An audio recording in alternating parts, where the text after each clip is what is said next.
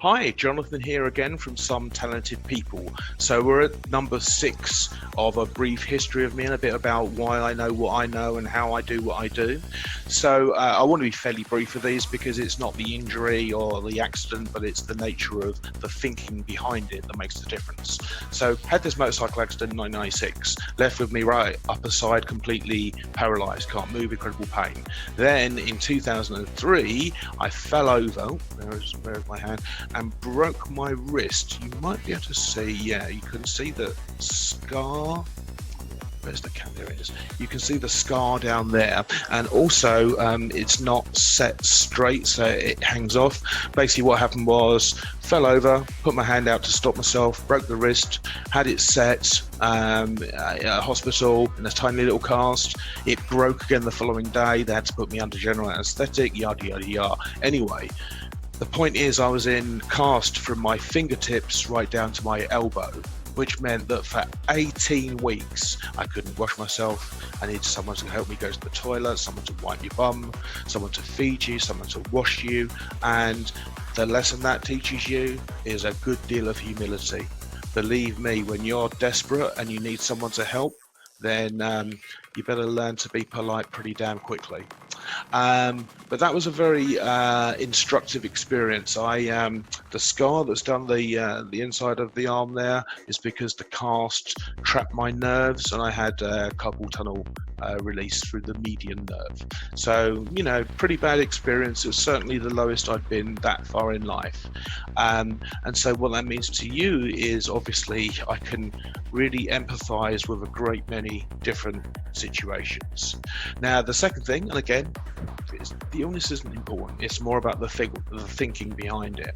So it turns out that between 2004 and 2006 I had 6 strokes. Only found out about the other 5 when the first big one. So the other 5 were TIAs, which I like to be a little bit dramatic, but 5 TIAs and 1 big stroke. And I had this big stroke. I was walking out of the house with a record called Dr. Feelgood by Motley Crue, which I was going to play at a hospital radio show that I hosted. The irony is not lost on me, and I just went down like a sack of spuds. I didn't know what was happening. I couldn't stand up. I dragged myself along the floor into my front room and made 2 calls. And this is a sign of my reliability. The first call I made was to the radio station, and I said to them, I thought I said to them, I'm feeling a bit ill, I don't think I can come in. But actually what I was saying to them was, because my speech had gone. Then I phoned my dad saying I was a bit tired, I was going to bed, similar sort of thing. What I thought I was saying was not anything like what was coming out. I was then in the toilet, trying to go to the toilet, collapsed on the floor, sweating profusely. You can't see, and in fact, the only reason, probably the only reason I'm still alive is because the guy at the radio had heard someone with a stroke before, called the emergency services to my address, and the police had to break in my door to rescue me. And I was completely disconnected. So I had no perception of space or time or anything. I couldn't see. Light came in, but I couldn't focus, so I couldn't see. My hearing was really impaired. It was like the noise you get when blood is rushing through your ears, but all of the time. I obviously couldn't walk. I say obviously, couldn't walk, couldn't talk, couldn't walk, couldn't smell, couldn't taste, funnily enough. And I had to basically learn all of these things over again. So the stroke I had is called a pons stroke. It's where your spine slots into your brain and everything goes through the pons area, even visual things in there within the head. So I have had to, and I made a practice of stretching myself to actually make myself better. And this involved understanding how to learn. So the process of recovering from 6 strokes is that I have learned how to learn.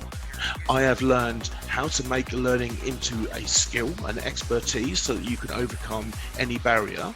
And I've learned the nature of my consciousness. Now, what this means to you is simply this. People will say, I've done everything I can. I can't, there's nothing more I can do. And that, I'm afraid to tell you, is rarely true. When you are forced into a situation, the mind is incredibly productive at finding solutions, mainly because we absorb much more than we pay attention to, and so resources are always there within you. So I think the stroke and the learning how to learn and the appreciating my consciousness in a way that I hadn't had to before was very instrumental in me understanding my overall skill set.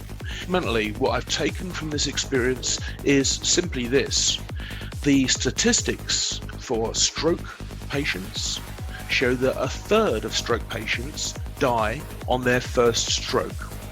So technically, I'm dead twice. I'm looking pretty good at it.